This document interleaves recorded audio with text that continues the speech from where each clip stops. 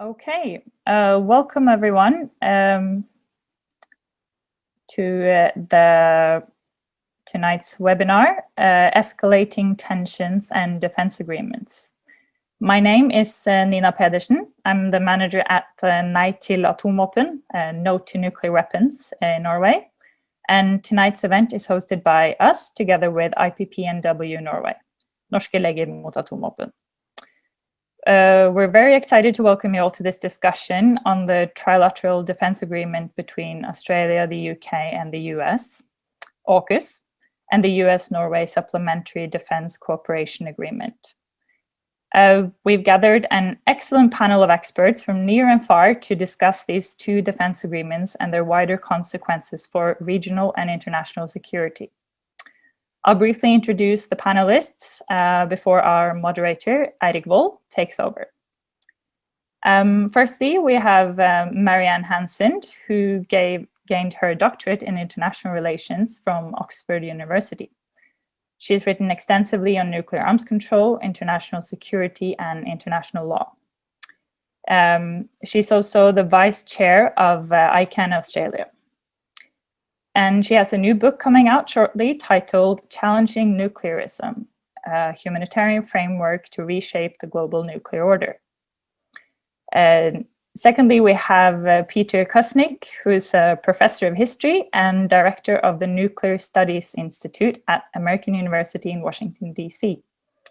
He has written extensively on nuclear history and is active in anti-war nuclear abolition efforts. Among several projects, he's worked alongside filmmaker Oliver Stone on a 12-part documentary film series and book titled The Untold History of the United States. One of his current projects looks at how the evolving understanding of nuclear war, that nuclear war could lead to annihilation of all life on the planet, has shaped the behavior and views of military strategists, policymakers, and the public. CECILIE HELLESTVEIT is a Norwegian academic and writer. She is a legal scholar with a PhD in international humanitarian law from the University of Oslo. She also has a background in social science and conflict studies with an emphasis on Middle East. HELLESTVEIT has been associated with numerous research institutes in Norway and abroad, working with armed conflict and international law. She's also a member of the Council on Ethics for the Norwegian Sovereign Wealth Fund, Oljefondet. And last but not least, Oda Nyborg is the managing director of the Norwegian Peace Council, an umbrella organization for 18 Norwegian peace organizations. She's a political scientist with a degree from the Arctic University of Norway, where her research focused on changing defense policies in Northern Europe after the Ukraine crisis. And then lastly, Eirik Vold, who will be moderating the conversation. He's a political advisor of the Red Party Parliamentary Group. He's also a writer and a journalist specialized on international politics. So with that, I'll give it over to you, Eirik.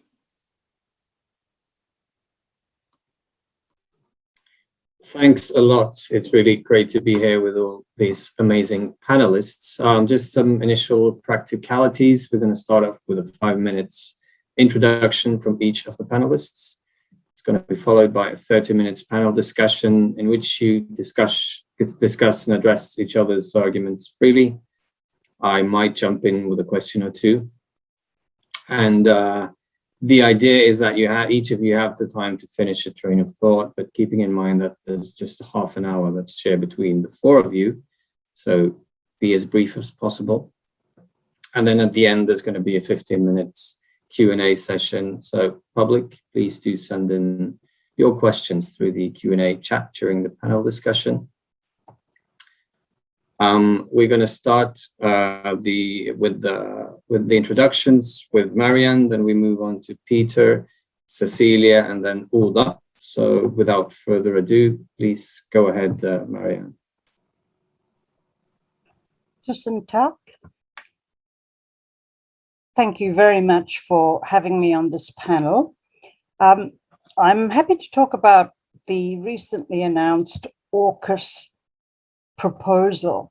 And I should preface my remarks by saying that we actually have no details on this at all. So it's something that it's been proposed, but we don't have the actual workings and what it will entail. However, I'll be able to speak on it in terms of the two broad areas that it covers. The first is the creation of a new trilateral alliance. And the question that many of us are asking is, why is this necessary? We already, here in Australia, we already have the ANZUS alliance with the United States, the recently formed Quad agreement, where we're working with regional partners and the United States again. Why do we need AUKUS? And this is something that a lot of people here in Australia are seriously questioning. The implication is that China is a rising threat. China certainly is a rising power, but this doesn't necessarily mean that it is a rising threat for Australia. China also happens to be our biggest trading partner. So actually provoking that country and being engaged in conflict doesn't make much sense. Nonetheless, our governments here have been quite keen to hit the drums of war. And a lot of statements are being made with no thinking through of what this would actually mean or what the consequences would be if we were to enter into a conflict with China. So it's not, certainly I don't see it as a constructive move at all. It perpetuates a very bellicose rhetoric that the current government seems to want to push. It also ties us into military actions with the United States much more than currently is the case. In some ways, we will be dependent on the United States, and we will lose some of our military independence in terms of how we might actually wish to conduct ourselves in terms of submarine deployments, etc.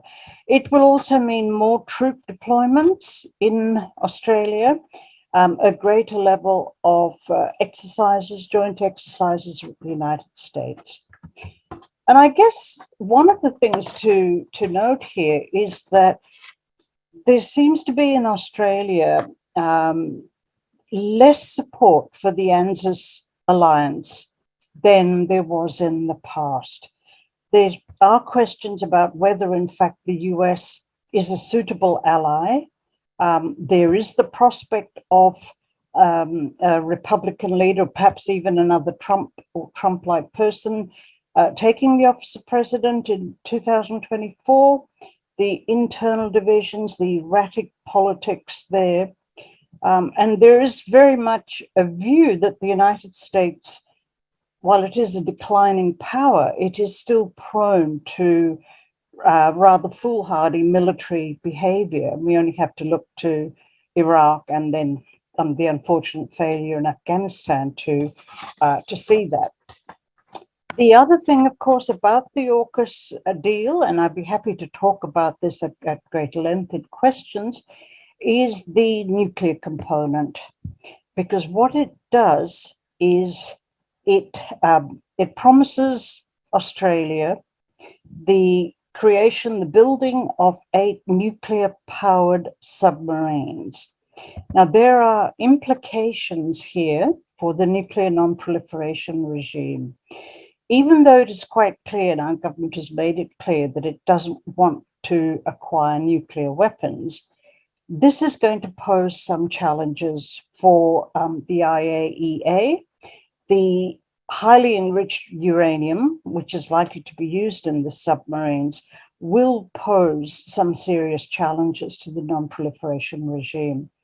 And it sets a very unhealthy precedent. Australia would become the only non-nuclear weapons state to be granted this nuclear technology. And there are a number of other states around the world who are asking for it as well, notably Iran, Brazil. The issue is, if Australia goes ahead, this is not likely to, I think, set a good tone for the overall non-proliferation regime, not to mention, of course, the fact that many of us want to move away from nuclear issues completely, whether that be nuclear-powered submarines, nuclear energy, and certainly nuclear weapons. So I'll leave it at that. Thank you. Thank you very much. Very concise. And I'll let Peter have the word.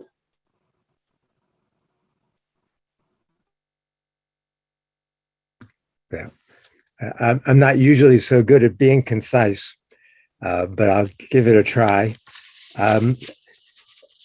Marianne started talking about some of the technical issues involved. Let me put it, I'm going to try to give it a little bit more context.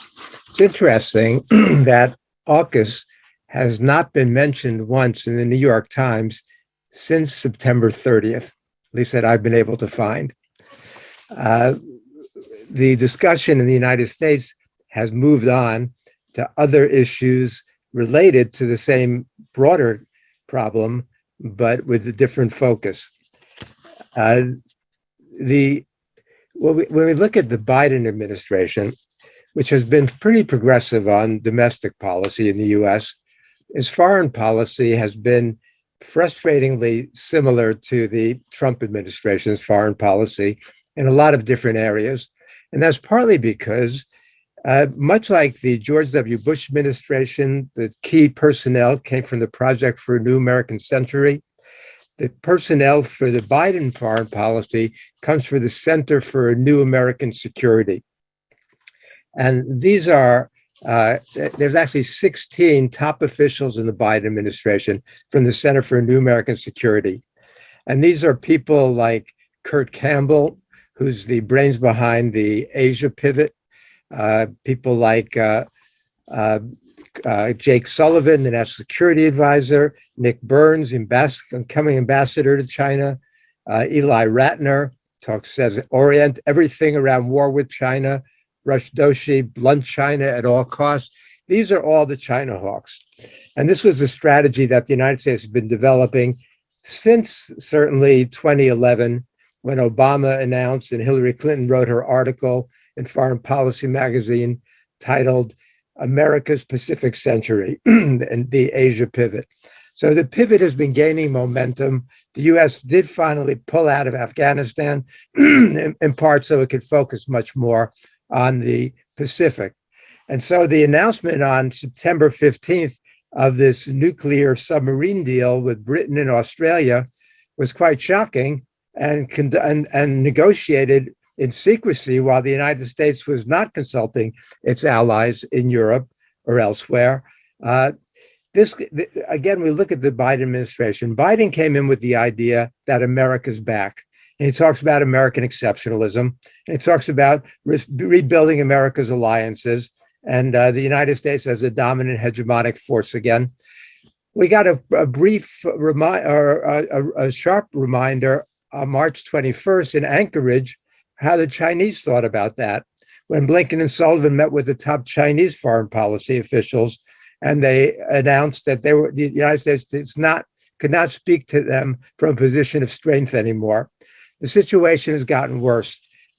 After the announcement of AUKUS on September 15th, then there was the meeting of the Quad Summit in Washington on September 24th, which was very worrisome to the Chinese, followed by a series of military operations in the Pacific.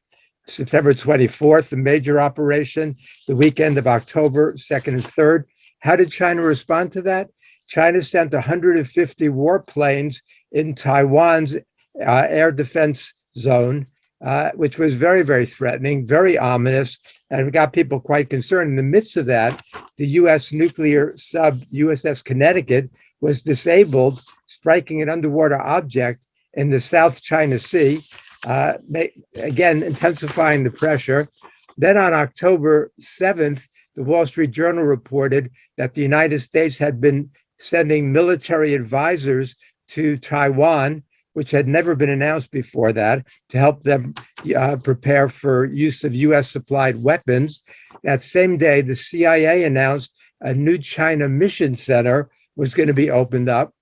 Meanwhile, then now, just very recently, the Pentagon issued a report to Congress, again, increasing the US sense of a threat of China's military capabilities.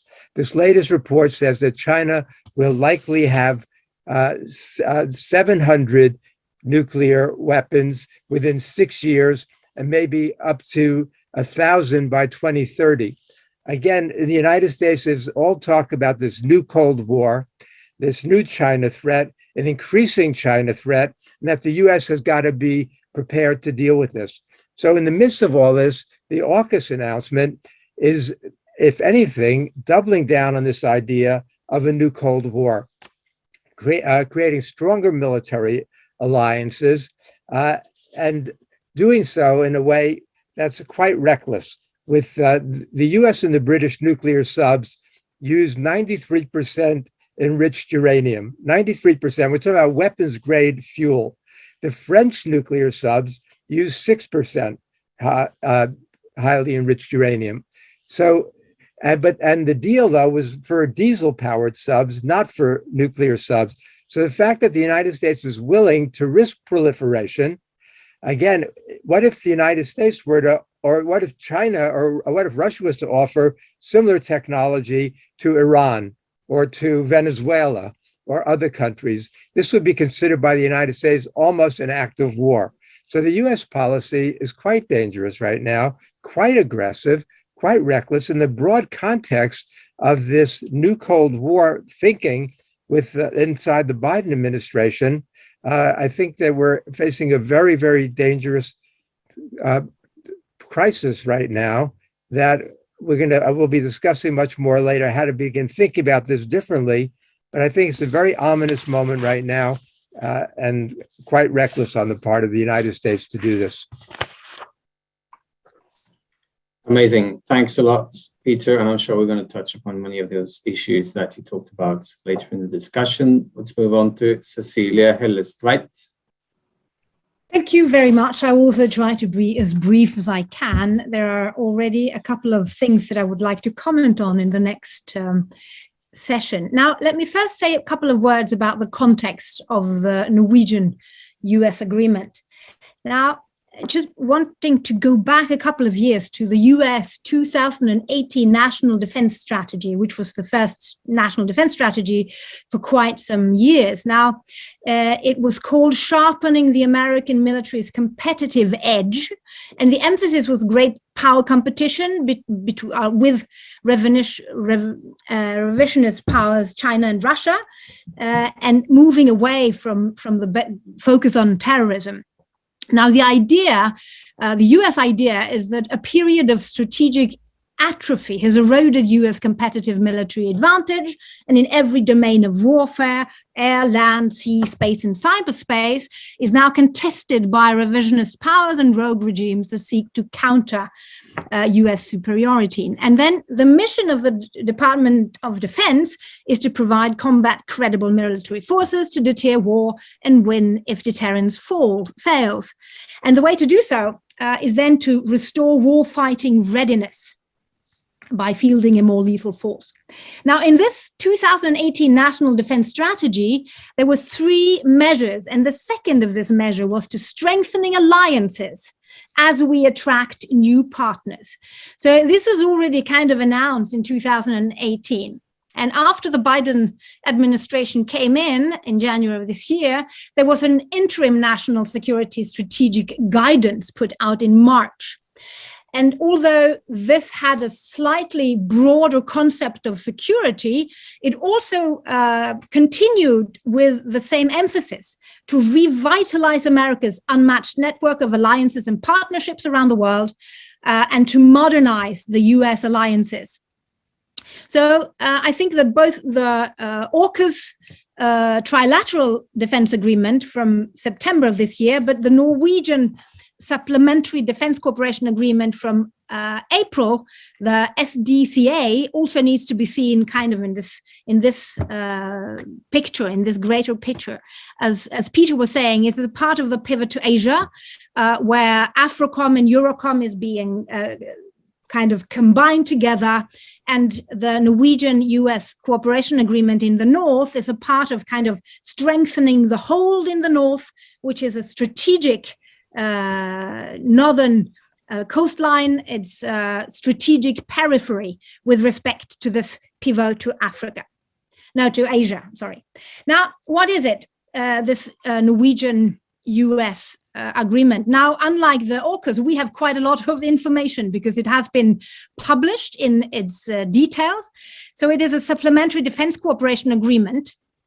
It's a bilateral security cooperation agreement between the Norwegians and the US, and it's kind of it builds on the NATO status of forces agreement, and it outlines the legal status of US forces in Norway, and it provides the necessary authority for US forces to operate, to access specific Norwegian facilities and also to control them, and to conduct activities for mutual defense, as is said.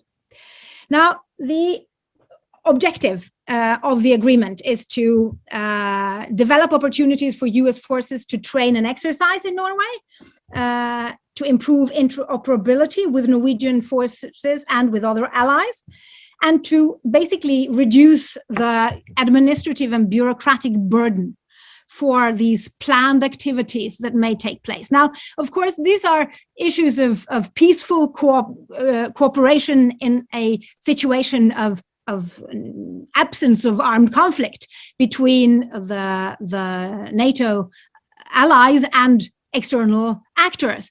But of course, it is an agreement that is linked to that situation of a potential conflict or potential escalation.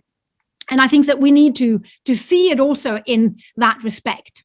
Now, there are certain issues here because the American forces are provided with identified areas where they will be able to store weapons, they will be able to control those areas, and they will have a kind of an exclusive control over those quite limited areas, and that is somewhat worrying from a Norwegian perspective. Now, this deal is based on the Norwegian sovereign right to invite the Americans to operate on Norwegian soil. What the Norwegian government cannot do is to invite the US to do things that we are not allowed to do under international law. And the agreement quite specifically says this numerous times. It is repeatedly stated that any activity under the agreement must respect Norwegian sovereignty, Norwegian laws, Norwegian commitments under international law, including the prohibition to store certain types of weapons on Norwegian territory. Now, so this is basically the overall frame. Now, of course, as you know, the Norwegian policy has an explicit base caveat to it. And this policy, which is not a legally binding commitment under international law, but it's Norwegian policy. Now, this caveat is also repeated several times in those articles that are most relevant for the storage of weaponry, saying that nothing in the agreement changes the Norwegian base policy, and it is, and nothing in the policy with respect to stockpiling or stationing nuclear weapons on Norwegian territory. This is also repeatedly stated in the agreement. So kind of formally, that is not a problem.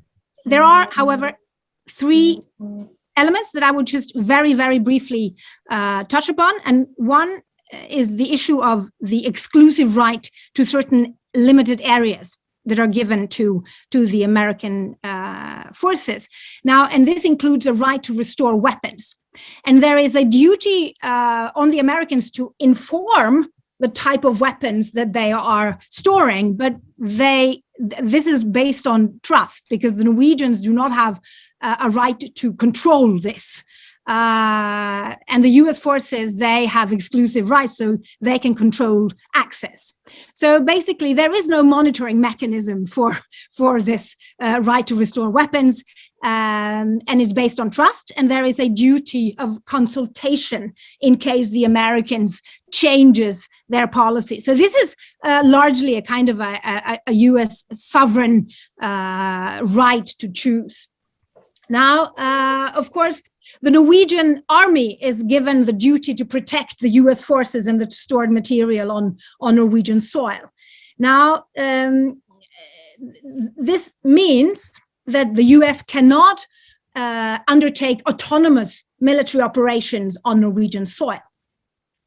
However, and this is the exception that is given, and the exception is that in extraordinary circumstances, according to what is called joint plans, the US forces can take necessary and proportionate measures to protect, re-establish, defend, and carry out US military operations. Now, this, in my view, is a kind of a problematic part of the bilateral agreement, because it opens up for precisely autonomous US operations. And again, this cooperation is supposed to continue both in times of peace, but also in potential times of armed conflict. And this question about the US military's ability and access and exceptional right to carry out autonomous operations based on this, well, with the basis in this so far, is perhaps what I see as most problematic. I do not see it as problematic in the same way from a non-proliferation perspective, such as the AUKUS agreement, but it is problematic from at least a Norwegian perspective, based on what has been the tradition in Norway up to this point. Thank you. Thank you very much, Cecilia. We move on to Oda Nyborg. Thank you.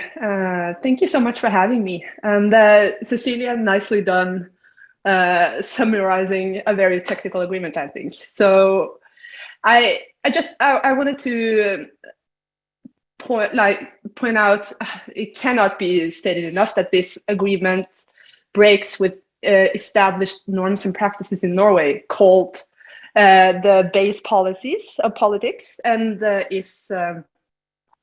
which is anchored in the Norwegian Republic, which is a pillar in the Norwegian foreign and defense policies. So this continuous pushing of the boundaries of what this established norms and practices means for the Norwegian modern policies, defense politics, is part of the discussion now. And my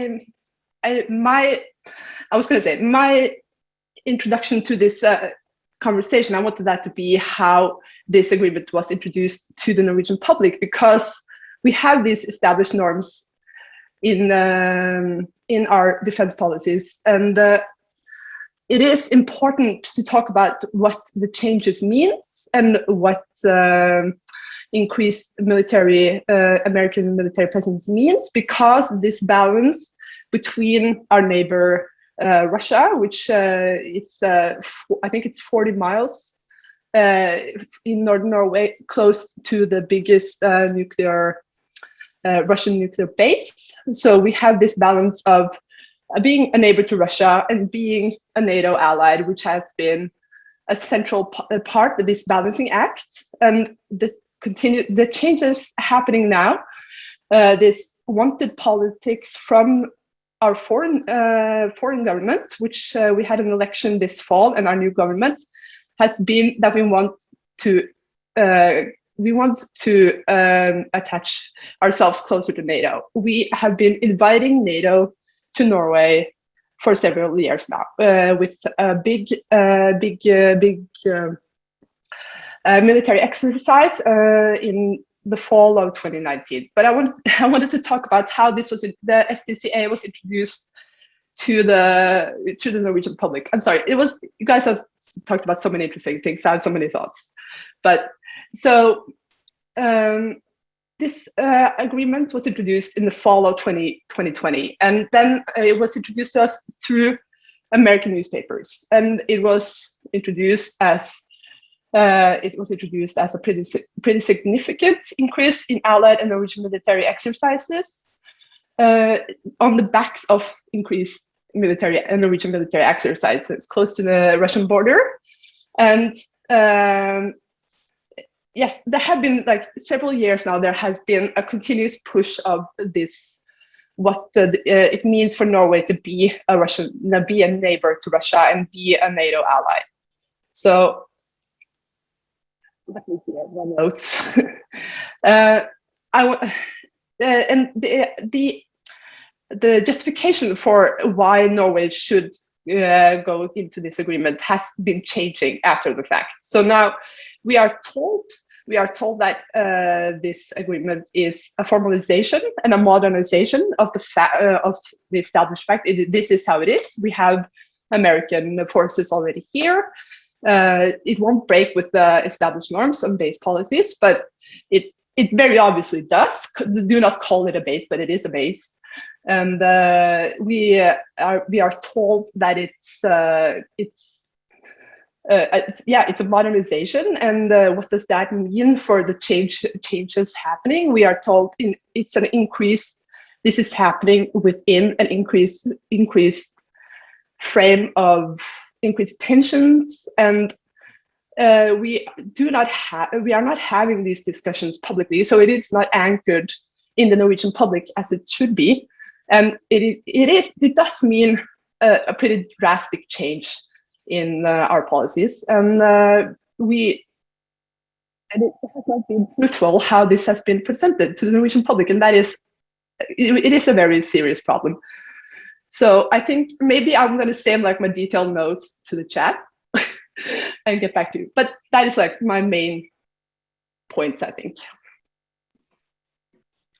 Thanks a lot, Oda. Those have been 4 excellent introductions. For the discussion, I'm just going to throw a question out there and an observation that when AUKUS was introduced to the public, it was in the West, it was generally presented as something that was a measure that was made to protect the countries of the region of the South China Sea who feel threatened by China, meaning everyone except China, and something which meant the West is merely responding to their calls for help.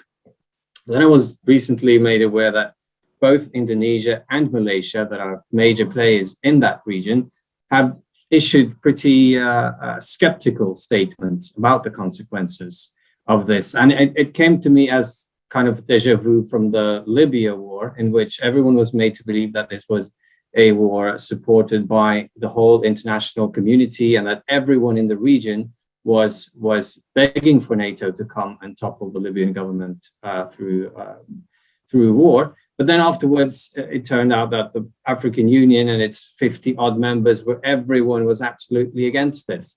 And so the question I want to throw out there is are we losing out on the nuances here in terms of the regional response? Is it really true that everyone in the region really wants the West to act the way we do in terms of increased military presence? And second, if you can go into some more detail about the consequences for the non-proliferation regime, how this might be affected by AUKUS. Please go ahead, Marianne Hansen, and then we can take the same sequence as last time during the introductions, if you like. That's a vital point. Thank you, Eric. The regional response has not been a positive one at all. Let me talk first about the Southeast Asian neighbours. You're quite right to note the responses of Malaysia and Indonesia. There's grave disquiet, in fact, about Australia's move on this, particularly with regard to the nuclear aspect of the deal, but also because Australia does not have a terribly good reputation in the region. We are also under attack from our neighbors in the South Pacific.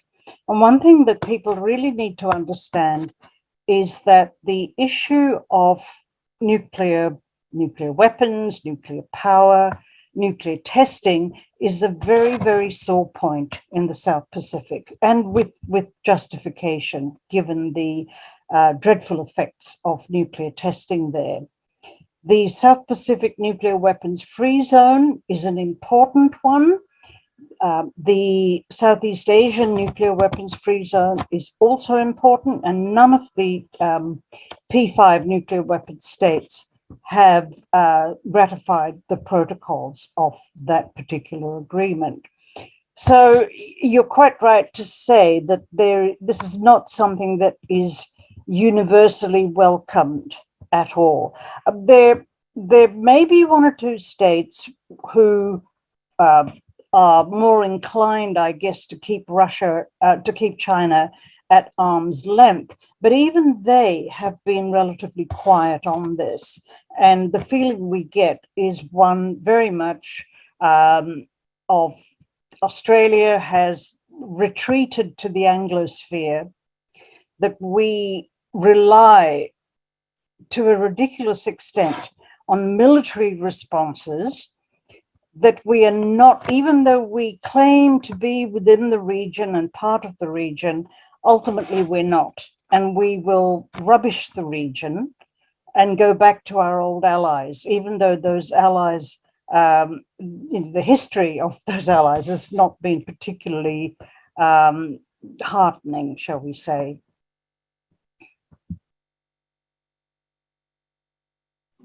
Thanks a lot for that. I'd like to encourage everyone else to be as brief and concise if possible. Peter, please give us your thoughts on this.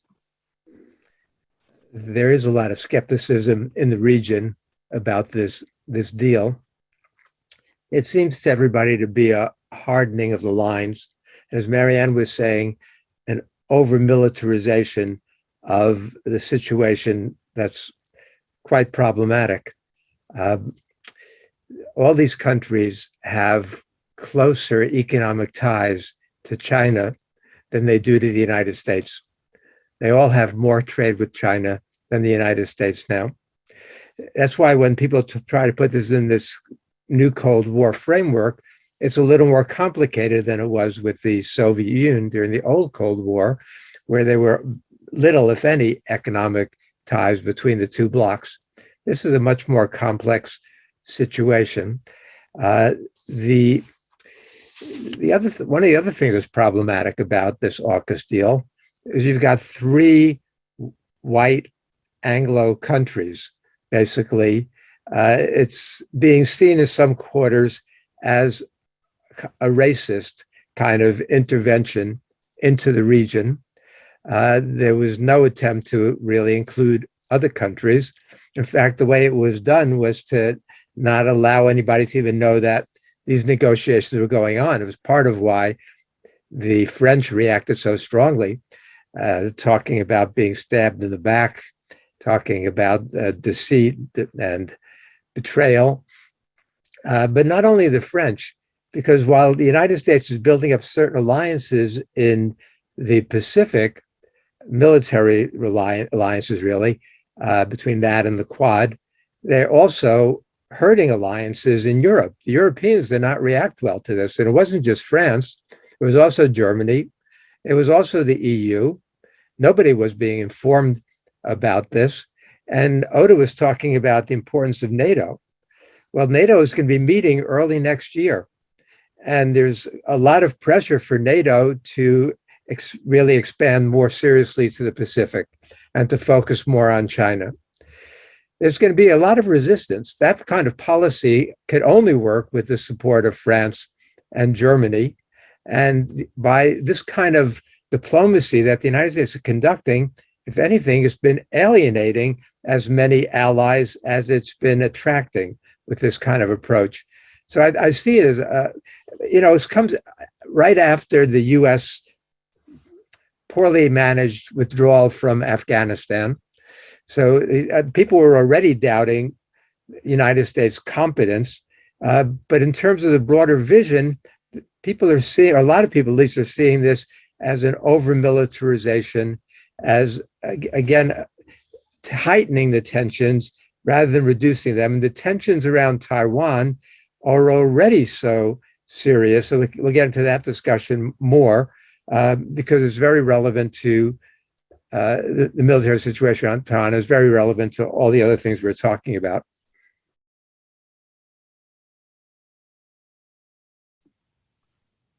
Thanks a lot, Cecilia. Your thoughts, and you can just speak. You don't have to wait for me to give you the.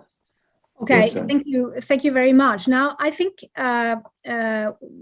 while I was talking in my introduction, I tried to kind of separate the AUKUS and the Norwegian-US bilateral security agreement. I think that now is the time to kind of reconnect them again, because they are part of a joint effort to strengthen these alliances. And I think that the disquiet that Marianne was talking about is shared very much here.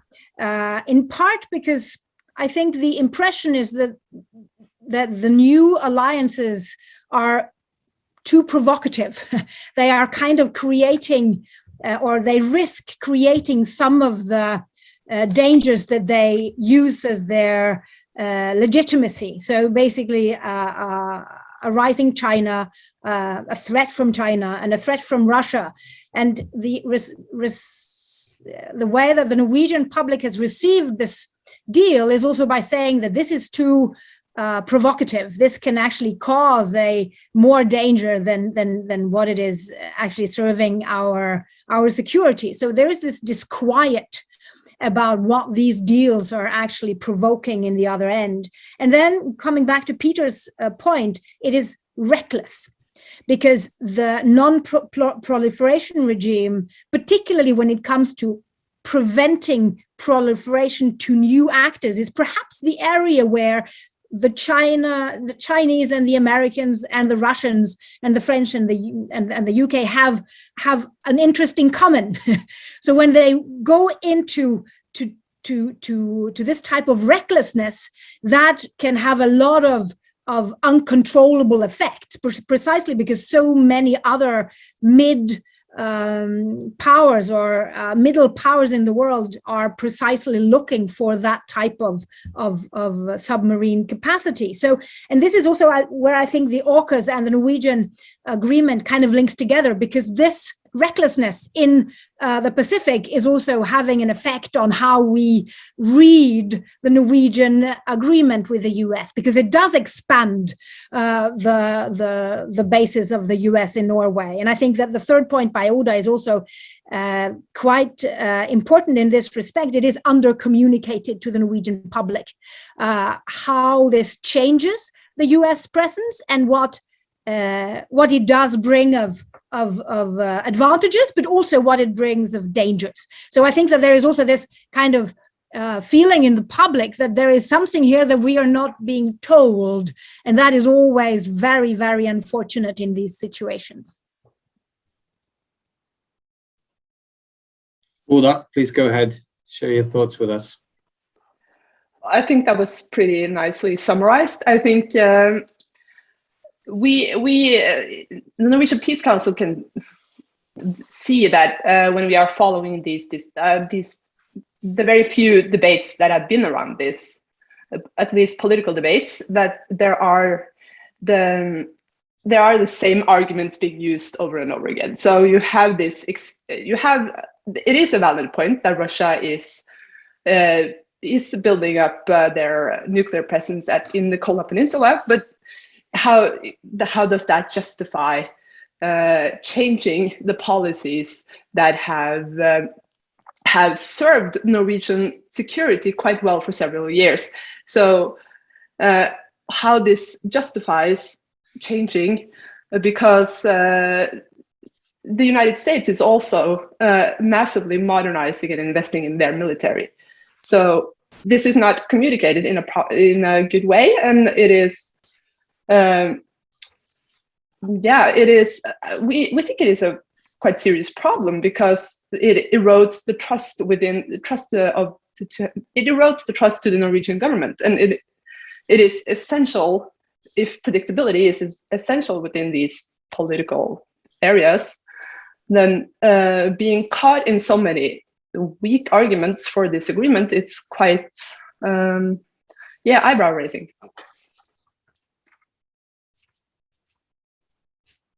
Excellent. I'm just going to throw another issue into the discussion here. Norway is currently deploying in the cooperative deployment, which is a maritime US-led mission. And there has been speculation that this might include going to the South China Sea with one of our military ships. And a written question was made, accidentally happened to be from the MP of the party that I represent, to the Minister of Defense, whether or not he could guarantee that this Norwegian ship would not go to the South China Sea. And unfortunately, though, he gave no such guarantee to the Norwegian Parliament. Do you guys have any thoughts about how should and how should not countries like Norway, rather small countries, but with a close relationship to the US and being NATO members, act in this situation in terms of AUKUS and on the broader picture of the South China Sea? I mean, it's far away from us, but it still touches on our interests, and especially if there's now a chance that we might go there, have a maritime naval presence there. And whoever wants to start might, Oda, you might as well start. I'm sorry, could you repeat the question? What are your thoughts on the fact that there's now a possibility that a country like Norway might have a naval military presence in the South China Sea within the context of AUKUS, when there are rising tensions and there are issues of the non-proliferation treaty being undermined, etc.? Do you think it's a good idea or not for Norway to send the Navy down there in a show of support for the US? Well, we think it's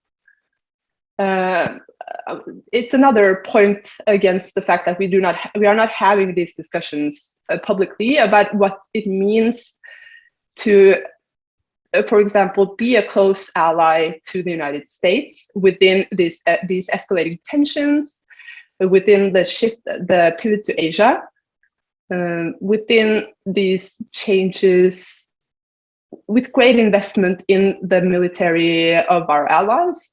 So I think we can all. It seems like there is a fair agreement that we will not repeat what happened that made us go to Afghanistan, for example. But at the same time, we do not know what replaces what we have learned from sort of these failed deployments. So again, I think it's very critical that we as civil society and peace organizations can be against. We are anti-militarization, of course, but at the same time, it is also very important to anchor these very drastic changes, especially when enemies are being pushed towards the Norwegian public. It needs to be clearly communicated what is happening and why, and it is not, and it is quite dramatic. Cecilia, I think you raised your hand first.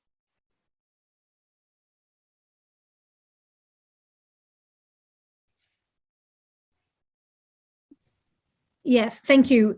Now, I just want to say two things. Now, first of all, I want to emphasize that the world looks different today than it did 10 years ago. So, I mean, I think that some of the US posture is also legitimate.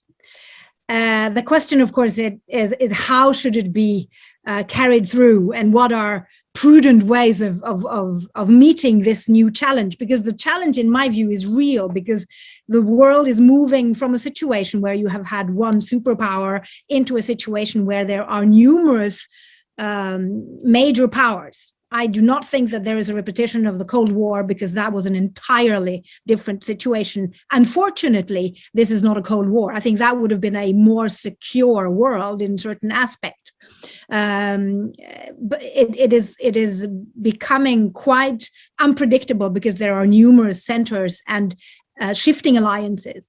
Now, with that said, I want to just emphasize the fact that the withdrawal of US forces from the desert wars that have been going on since 2001, with the withdrawal from Afghanistan, from Iraq, eventually from Syria, with the drawdown in the Gulf and so forth, is a part of a larger pattern of development that we have seen over the past, well, almost decade.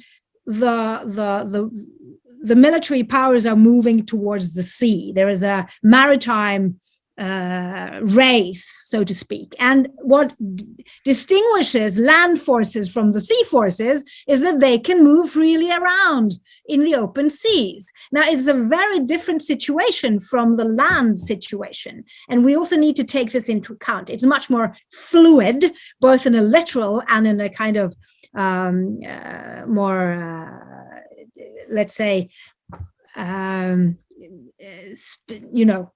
it's fluid, basically. You can move around. And it's Norwegian military forces, submarines have already over years been exercising in entirely different areas in the planet, because the sea is a different place compared to land. And I think we need to keep this in mind when we look at these situations. And I do believe that these strengthened this strengthened agreement between the US and Norway precisely has to do with the fact that we are a major coast nation with one of the most strategic coastlines in the world, and our sea area is 7 times larger than our land territory. This also needs to be taken into account when we look at this development. Thanks a lot. Peter, please go ahead. This idea of Norway participating in these military operations in the South China Sea, I think would be very, very ill-advised and quite dangerous. The US has been running freedom of navigation operations over and over again, both in the South China Sea and the Strait of Taiwan. And that's effectively raised the tensions in those areas. We were very, very close to a collision between US and Chinese ships in the South China Sea not very long ago. And the US has been trying to get other countries more and more involved. Canada, for example, sent a warship through the Taiwan Strait last month for the first time. So more countries are getting involved. And it's just, again, creating an increasingly dangerous situation. I think about even Cecilia, who mentioned earlier that talked about 2018 and the change in US national security strategy. I have to also remember that on March 1st, 2018, Putin gave his State of the Nation address, and he announced that Russia now has 5 new nuclear weapons, all of which can circumvent US missile defense. The other issue that's been a big one in the US lately in terms of China is China's hypersonic weapons tests. We don't know for sure if that really changes the balance, if it's going to, how significant that's going to be, much like we don't know how significant the Australian nuclear subs are going to be, but it's being hyped by American military interest in order to justify even further increases in military spending and a more heightened posture. There's legislation before the Congress now to commit the United States to come to Taiwan's defense militarily if there's fighting between Taiwan and China. Again, right now, the US has a position of ambiguity. We say our commitment to Taiwan is rock solid, but we don't know. And it's even more problematic in the sense that the Pentagon has run 18 war games over the fight between the United States and China over Taiwan, and the US has lost all 18 war games. So what does that mean? So it means if we stick to conventional weapons, probably the United States cannot defeat China over Taiwan, nor can the United States defeat Russia over Ukraine with conventional weapons. So, but the U.S. nuclear posture view, U.S. strategy is then in those situations, if our strategic interests are threatened, to use nuclear weapons. So the real danger in this situation is that what the potential for escalation and the potential for escalation to nuclear war, which is why the Bulletin of Atomic Scientists has put the hands of the doomsday clock at 100 seconds before midnight, the closest it's ever been. And a lot of that happened in the aftermath of these increasing tensions between the US and Russia and the US and China, because our relations with both countries is really at a nadir. I mean, relations between the US and Russia and US and China are very, very problematic at this point and very, very dangerous. So in that context, the AUKUS agreement, US relations with Norway, the overall militarization of the planet that's going on has created a situation that is probably more dangerous than any time since the Cuban Missile Crisis, almost 60 years ago now. Marianne, I see you want to comment on this. Thank you. One of the striking things that has been mentioned by a few people here is that there doesn't really seem to be a public debate.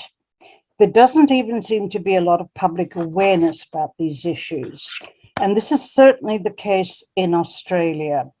The whole AUKUS thing was announced and it took everyone by surprise. It took members of the government by surprise, and certainly took the French by surprise. There seems to be almost a deliberate strategy of not including the public, of not generating debate on these questions. In fact, there's very little consideration of the issues at all, never mind how we should respond to them. I think we do need to ask ourselves questions about, how do we feel if China was to launch military action in a takeover Taiwan, or to further encroach on the islands in the South China Sea.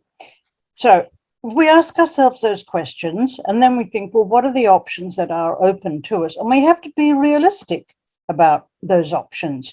We have to be cautious about those options. There probably are not going to be options that will suit everybody, but we have to avoid the option of military confrontation. Even if that, starts out as the use of conventional weapons, the risk of escalation is simply too high. One of the things that I am gravely concerned about is that, and Peter, you mentioned the doomsday clock, we are really seeing a heightening of tensions between China and the US, China and Australia, Russia and Nato, etc. At the same time that most arms control agreements have lapsed or been killed off, at the same time when the public is also unaware of the nuclear dangers. And that's a big difference. In the Cold War era, the nuclear sword of Damocles was something that was very visible, and it galvanized people. At least people became involved in these debates.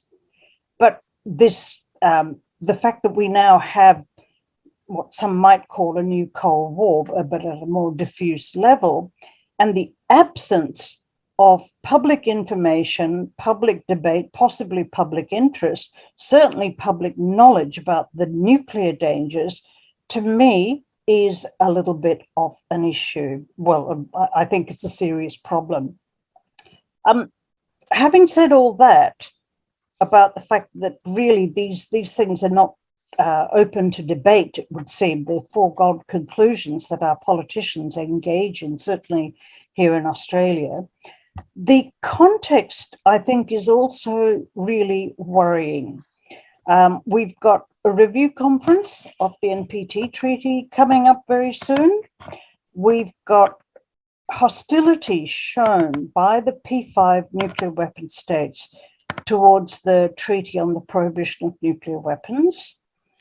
We have the British government announcing their increase in nuclear weapons and a shift towards a more opaque policy, which I don't think is a good idea at all.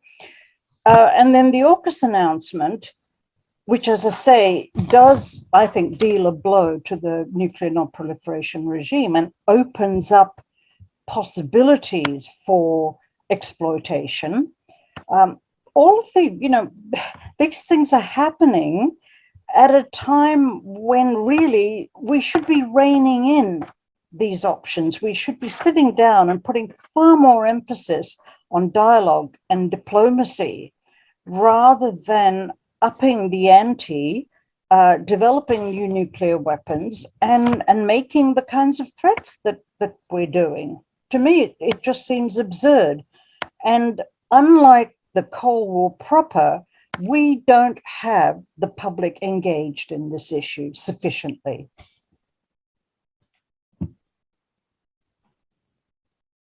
Thanks a lot. I'm going to throw in another questions and returning to Norway and the SDCA. I was talking to the former Chief of Staff of the then Secretary of State, Colin Powell, Larry Wilkerson, about the SDCA some weeks ago, and he was surprisingly blunt in his assessment that these are basically US military bases, no matter the wordings from the governments, from the two governments. He also commented that in the case of a conflict or an escalation between Russia and the US, the existence of this kind of US installations in Norway would increase the risk that Norway might get dragged into the conflict of which it is not a party. So I'd like CECILIE, Oda, anyone who would like to comment on this. And I also have a question more particularly for CECILIE about some legal issues. Just because in the case of an escalation where the Norwegian Parliament or the Norwegian government or the civil society for that matter fears that the US is carrying out activities that cause further escalations from these areas of exclusive US access, and that activities that do not serve Norwegian security, what exactly can the Norwegian government do to verify what is actually going on in these areas? And in the extreme cases in which we find it necessary to just order the US to stop these activities, what authority does this agreement grant us to do this, except asking nicely for it? And also, you touched upon this briefly in the introduction, CECILIE, but I want to ask specifically, to what extent do the provisions that bar Norway from controlling these US activities on Norwegian soil free the Norwegian state and civilian and military leaders, Norwegian leaders, from any legal responsibility for any US activities or acts that might breach international law carried out from Norwegian territory? That was a long question. Sorry for that. Okay, thank you. Thank you. I think on this issue of escalation, let me see, now I have a couple of issues. Now, let me just, as a start, pick up where we left with respect to the Norwegian public, because from my humble assessment of the agreement, it's a very good agreement, given that it regulates what it regulates. So technically speaking, it's an agreement that kind of caters to most of those worries that the Norwegian public will have concerning American contractors, military contractors, have kind of a immunity on Norwegian soil. No, they will not under the agreement.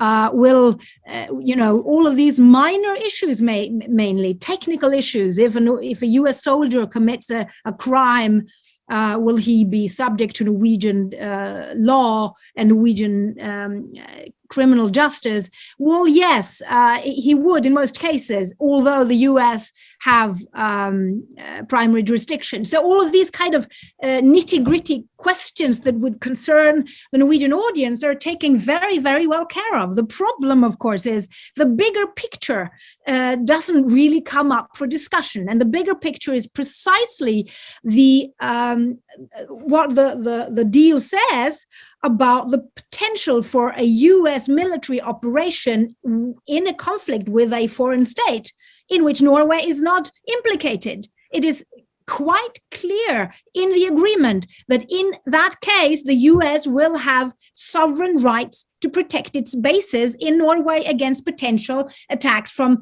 hypothetically speaking, Sweden, which is not a NATO country, okay? So the point is that there are things in this agreement that are so far-fetched for the Norwegian public to discuss. So that is not really a part of the discussion. And I believe that that should be a part of the discussion. There should be an increased awareness in the Norwegian public how this agreement raises the potential for Norwegian soil becoming implicated in an international armed conflict to which Norway is not a party. That is basically quite clearly a part of this agreement, but we don't discuss it because it is kind of outside of our frame of imagination, so to speak, and it shouldn't be in the current situation, in my view. So that was kind of, I think it's a very good agreement, given that it regulates what it does, but we do not discuss to a sufficient extent what it actually regulates. Now, when it comes to what authority does this give Norwegian politicians or the Norwegian state? Well, basically, what we do in this agreement is to defer certain authority linked to these bases where the US will have a right to store weapons that it will then potentially use in a situation of escalation. Now, I think that it is based on trust. It's based on the idea that the US will inform Norway. I think that there is, I mean, we should relate to that and have trust in that. However, we do not have a right of verification. And in case the US wants to change the storage, there is a duty to consult.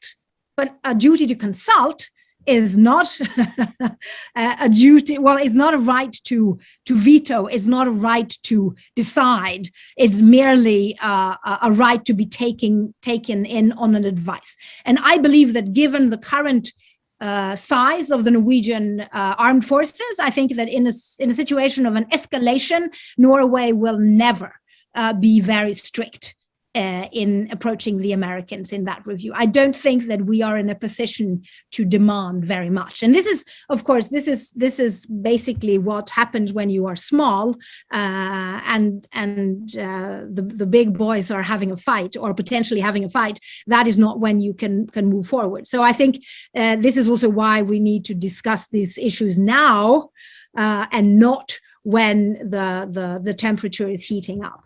When it comes to the issues about responsibility for potential violations of international law, I think that is fairly well regulated in the agreement, yes.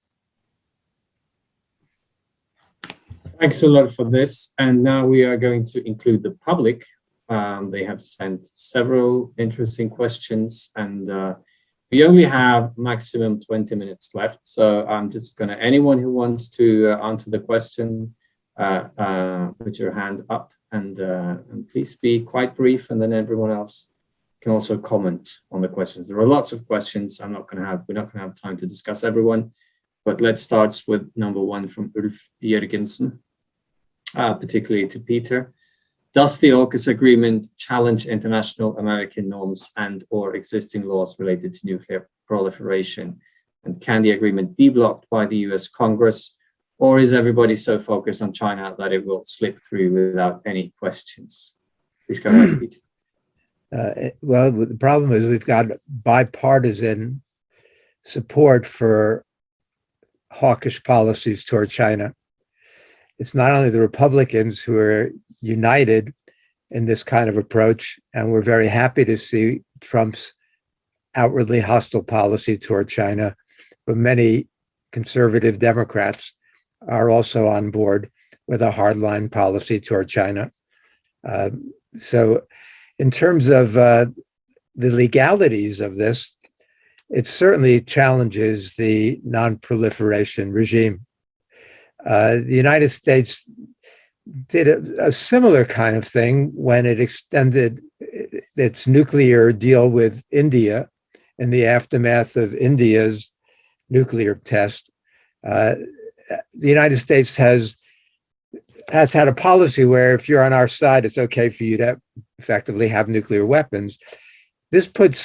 Having this capability would put a lot of countries in the same position that Japan is in now, where we talk about Japan being a screwdriver twist away from nuclear weapons. Having this kind of highly enriched fuel and the technology that goes along with it. Australia is starting from a pretty low level when it comes to nuclear know-how. Australia is going to be totally dependent on the US and Britain for maintenance, for provision of fuel, for all the technical aspects on this. So it's really giving up a lot of sovereignty in order to do this. In terms of the international law, if this does go against, it certainly goes against the norms of the international community in terms of proliferation. The United States says that this is a special case. So maybe Japan won't be a special case if Japan wants the same thing. But we don't know how special this is or what is the grounds for saying that this is different from all other situations. So I think that in the United States, there is not going to be a strong effort to block this. As Marianne and Cecilia and all of us have been talking about, the level of public awareness, public engagement is very low when it comes to nuclear issues. I see with my students, they are very concerned about gender. They're very concerned about race. They're very, very concerned about climate change. They're not at all concerned about nuclear issues. And I find that the case in the United States, but I fear that based on what other people are saying, that's the case universally now. And my colleagues and I try to figure out how we can break through that silence and indifference, but it's not easy to do given the way the mass media is and the kinds of things that their mass media is willing to cover. Thanks a lot for that. Another question from Anja Lillegraven from IPPNW Norway. This one goes out to Peter or Marianne. Marianne, you can have the first go on this. Given what Cecilia explained about how these bases in Norway will work, how would the Australians react if this turns out to be the case in AUKUS as well? American bases with exclusive American control on Australian soil, hypothetically. That actually is a reality at the moment. It is not hypothetical. The Pine Gap joint facilities, in name they are joint facilities, but in fact there are parts of that facility where Australians do not walk and where the US effectively enjoys sovereign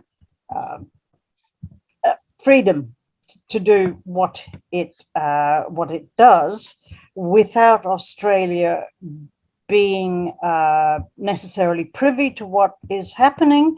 And certainly those activities don't seem to require any kind of periodic review or authorization from Australia. So we already have the joint facilities. That is an issue. We already have American bases here, most recently the ones that have been developed in the Northern Territory, and there are new bases being proposed. We will see a large influx of United States military personnel, particularly in the Northern Territory bases. The other thing, and Pine Gap, by the way, already makes us a target in the event of a nuclear war, even if we're not part of that war, simply by hosting the Pine Gap base here in Australia, which assists the US, of course, in its nuclear war planning, we are already a target. Now, if these nuclear submarines are ever built, and there are question marks about that. I mean, we're talking about them not being ready for another 20 years, if then. But the idea is that they might be built in Adelaide, or they might be based in Adelaide. Well, that also means that Adelaide may well be a nuclear target in the event of hostilities. So unfortunately, it is a reality. We don't have, I think, because we're not a NATO member, and in fact, even the ANZUS alliance does not specify anything about a nuclear umbrella. Australians have taken it upon themselves to say that they are under the US nuclear umbrella. So the points you outlined, CECILIE, about the storage and the accessibility, those don't yet apply in Australia, but we certainly have bases and we certainly have personnel, and that's been happening for some time.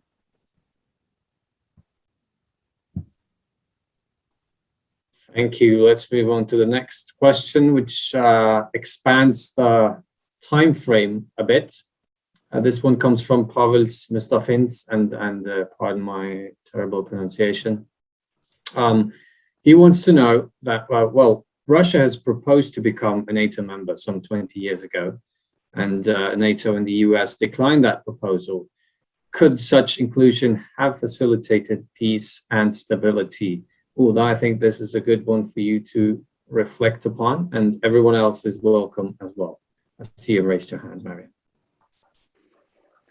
That's a very interesting question, and I think from my memory, it wasn't a very serious debate from from what I can recall. But at the same time, I think I don't, as a member of a civil society and a peace organization, I think it would be kind of productive for me to say that the goal here should be that everybody should join NATO.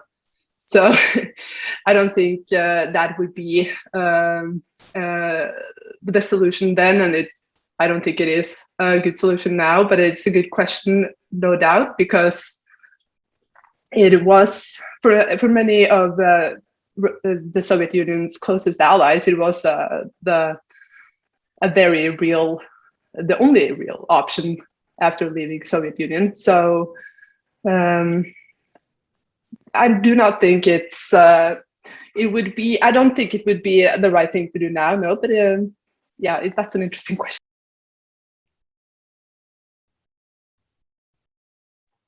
CECILIE, I think you were the second to raise your hand. No, Marianne, I'm sorry. Yes, Marianne yes, is the second one.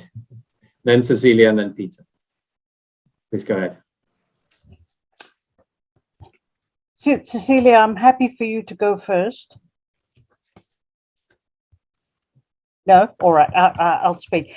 This is okay, I can do that. I can do that actually, because I think you will perhaps move this over to a new issue. Now, I just want to inform you that in 2005, NATO had a operation in the Mediterranean called Active Endeavour, which was a part of the response to the attacks on the US in 2001. And Russia participated in this maritime operation, which was a NATO operation. It was not a NATO-led, but a NATO operation. Russia participated for 3 years until the war in Georgia in 2008, at which point Russia was thrown out. So, I mean, there were years during the 2000s, towards the end of the 2000s, up until 2008, when the relationship was quite different. And then, of course, something happened. So there was, let's say, in the mid-2000s, the possibilities for constructing a somewhat different world was there, perhaps, and we didn't manage to do so. And I think that is a collective responsibility, not merely the responsibility of one nation or one alliance. I think we need to take collective responsibility for that. Marianne, please. Thank you. I also wanted to comment on the NATO issue. in 1991, there was quite a strong proposal that a new security architecture for Europe should be developed, and that should be based on the CSCE model, the OSCE model, which of course includes all European states, including Russia, and it includes the North American states, the US and Canada. And I actually thought that that was a very, very worthwhile proposal. I think that something which a pan-European security architecture would have been much more preferable to the continuation of NATO, compounded by the very unwise, hasty expansion of NATO and the very unwise Western policies towards Russia. I mean, I actually believe that a lot of goodwill and a lot of useful options in the 90s were squandered. And I think the West has to take some share of the blame for that. Now, I'm certainly no fan of Vladimir Putin. And, you know, clearly there is little, it seems, that is in common between NATO members and Russia at the moment. So I don't know whether that could even be considered today. But to me, it's one of the greatest failings in foreign policy.